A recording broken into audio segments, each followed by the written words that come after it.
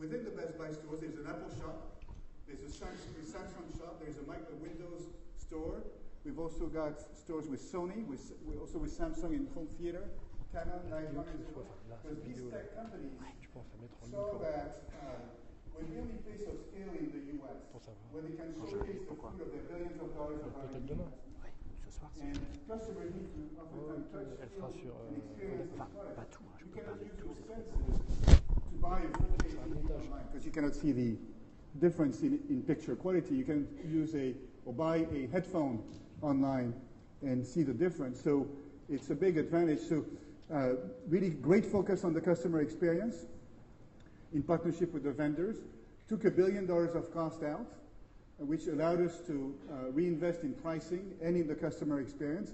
And so roughly 2 years after we launched our Renew Blue strategy, which seek to address, we had only two problems in 2012, declining comps or declining revenue and declining margins. And last year in fiscal 15, which was calendar 14, essentially, we grew the revenue and we improved our margin by about 100 basis points. And we finished the year with about $4 billion of cash. So that was a good comeback. So one thing, when we were talking about this discussion, you referred to your stores, I think, as Universal Studios.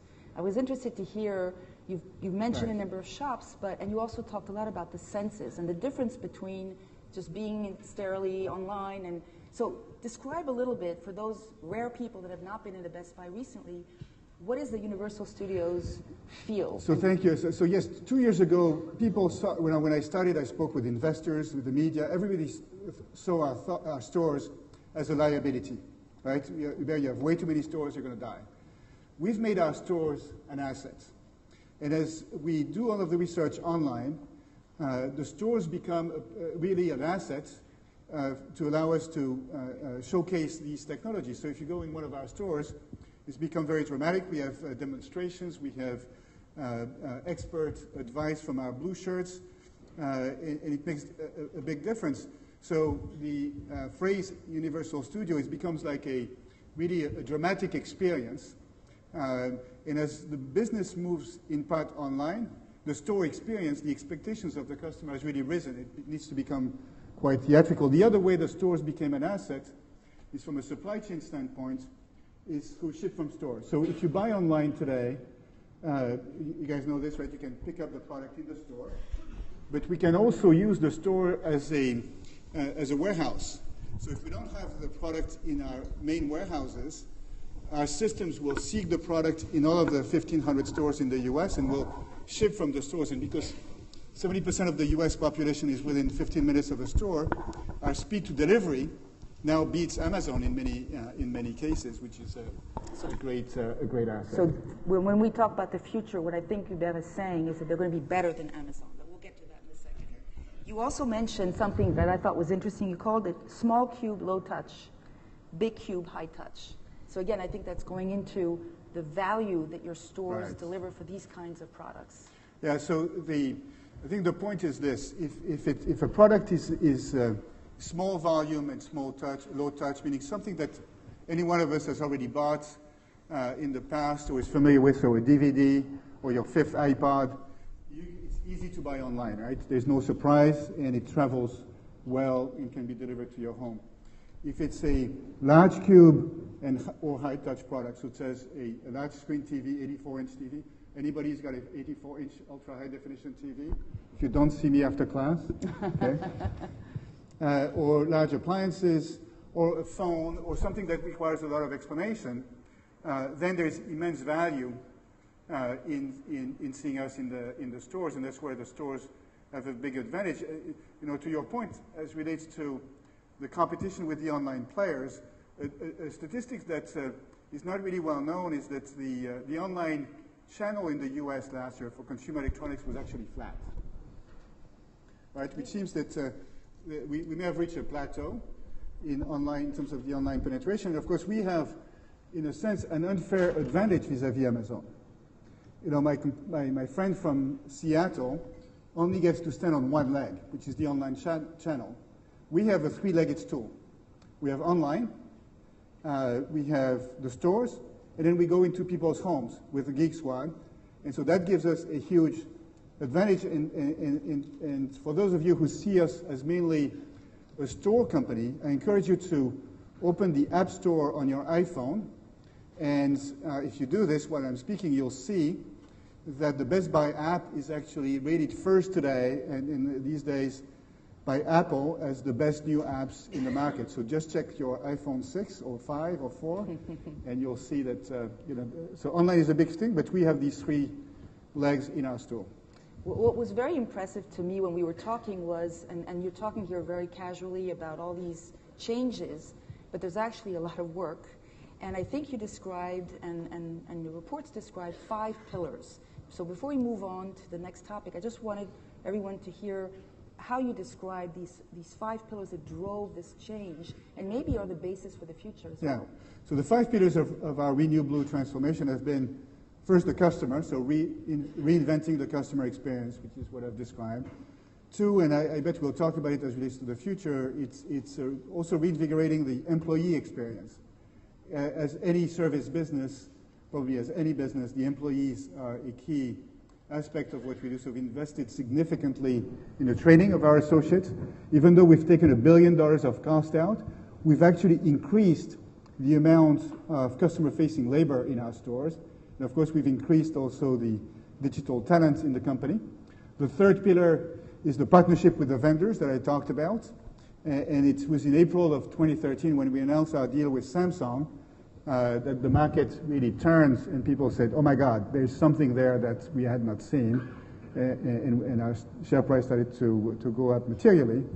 The 4th pillar is increase the return on invested capital. So that's where we took $1 billion of cost out. And then the 5th pillar, as any good citizen of the world, we have a focus on positively impacting the environment. So we have a big effort on reducing our carbon footprint. We have a very large recycling program for consumer electronics. So if you go to any one of our stores, you can bring your old consumer electronics. We'll wipe out the data and we'll recycle the product. So these are the 5 pillars of Renew Blue. So you keep talking about something that's important, which is the consumer. And in a study that you commissioned, or that at least you referred to, I was very interested to see a recap of the evolution since 1900, and there are 4 chapters. The 1900 to 1960 is the age of manufacturing. 1960 to 1990 is the age of distribution. 1990 to 2010 is the age of information. And 2010 and beyond is the age of the consumer. And we've heard today a number of panels and discussions about the new consumer, the new generation, and how strange they really are. That's what I think. The little guys, the ones that really do things in a very strange way. What I wanted to ask you is, in the context of the new consumer, it seems that traditional marketing is not effective. And it also seems that the consumer itself and their experience become more important than technology. So maybe you can elaborate a little bit. Yeah, that's really the cornerstone of our strategy. It's all based on the customer experience, which, from a customer standpoint makes sense, right? How are you going to choose where you're going to buy the products? It's where the customer experience is best, in particular if the prices are the same everywhere. So we have developed an obsession for the customer and investing, and that's going to be our future, in the customer experience, both in the research phase of the shopping journey, in the buying phase, and in the after-sales phase. I think the CEO of Zappos, because I want to talk about Best Buy, but I think we can talk about the retailing in general. CEO of Zappos was saying that bad service, nobody wants to get bad service. Good service is expected, and the true win is when you wow the customer and you provide something that is incredibly helpful to the customer. And in an age where the millennial customer in particular does not believe corporate propaganda, and it's more based on, as one of the previous speakers was mentioning, on word of mouth, what your friends think, on reviews from customers.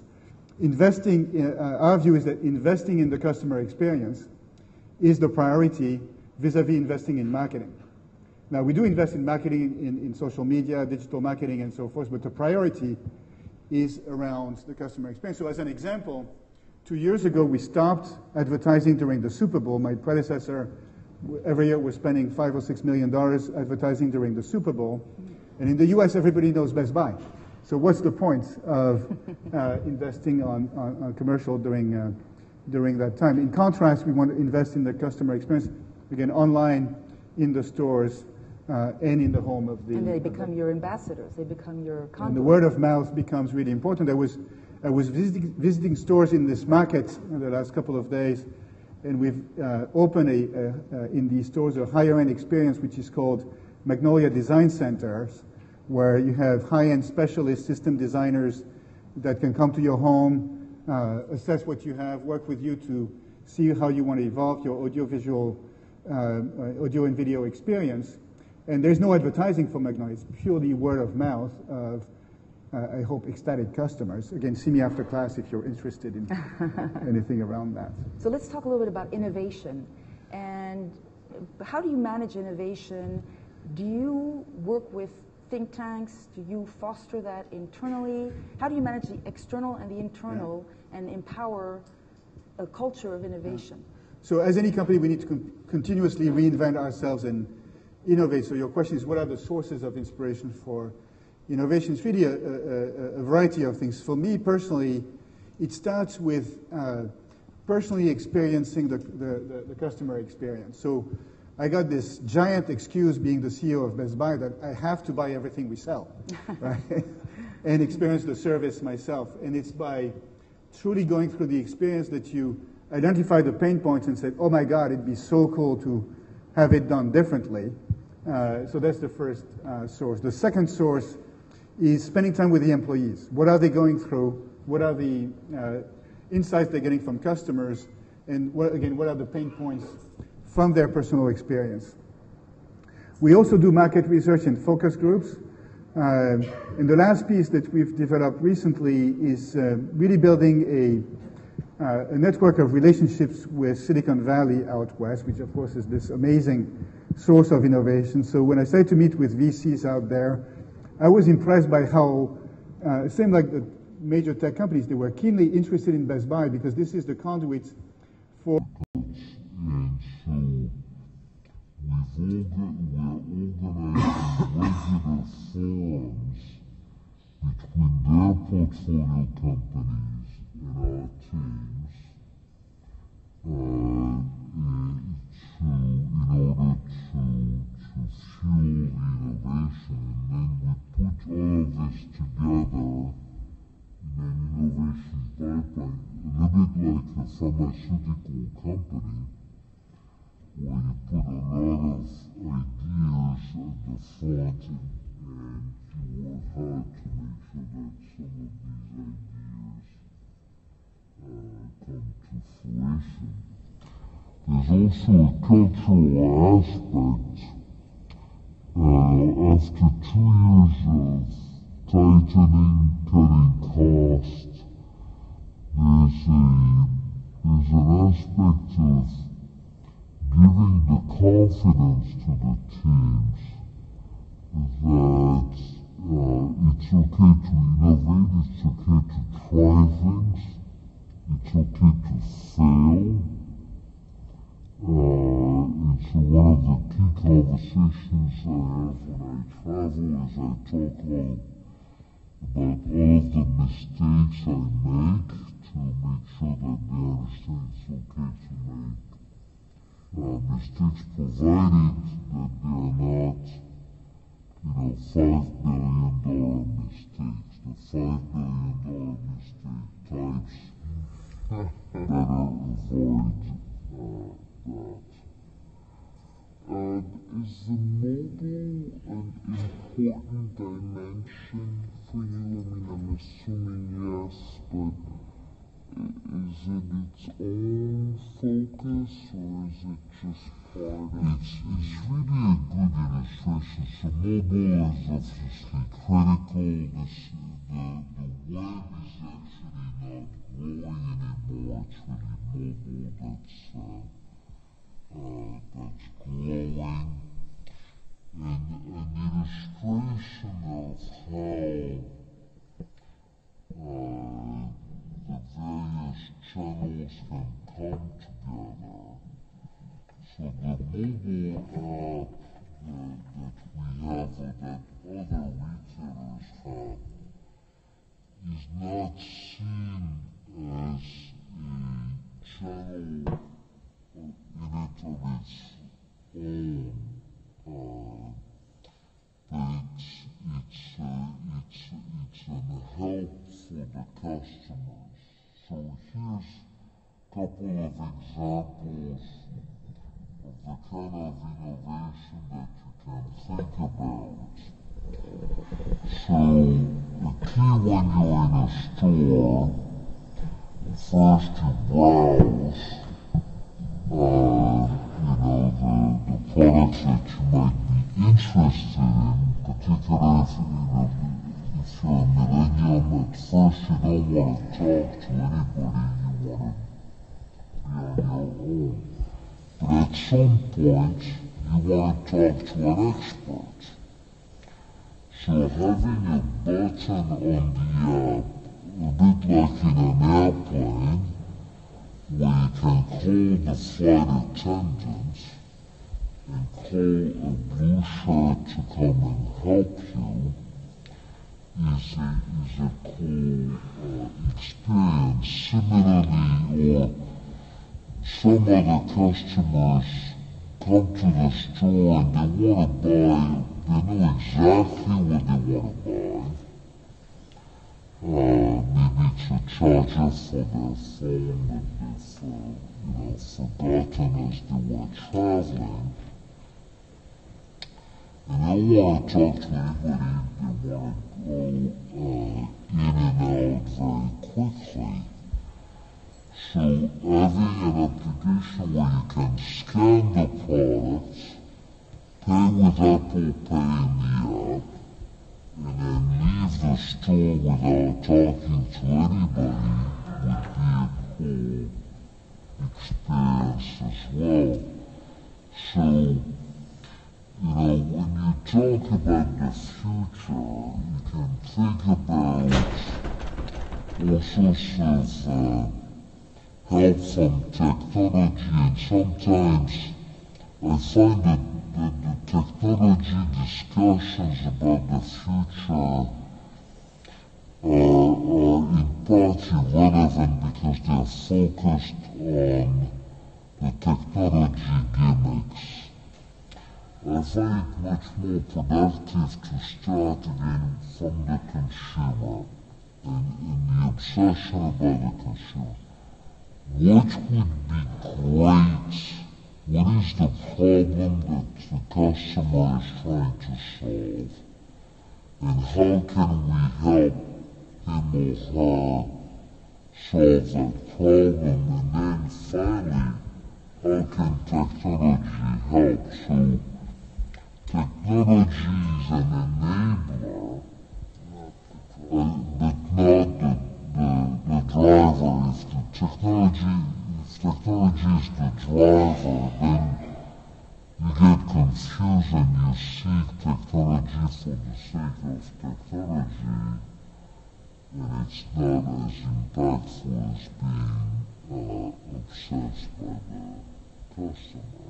Well, since Paul Bensabat is obsessed about time and we have the red numbers there, I want to end with a question that's really multiple questions. In 10 years, what will Best Buy be? What are some of the things that exist today that will not exist? And imagine some things that are just not in existence today. I'm sure it'll have to do with consumers and customers, but just help us kind of dream with you in 10 years. What are we doing? Thank you. Let's dream for a second. I think Best Buy, hopefully in 10 years from now is a bigger company. We've grown. We are very focused on growing the top line. Once you've taken $1 billion of cost out, becomes interesting if you can grow the top line. How are we going to grow the top line? It's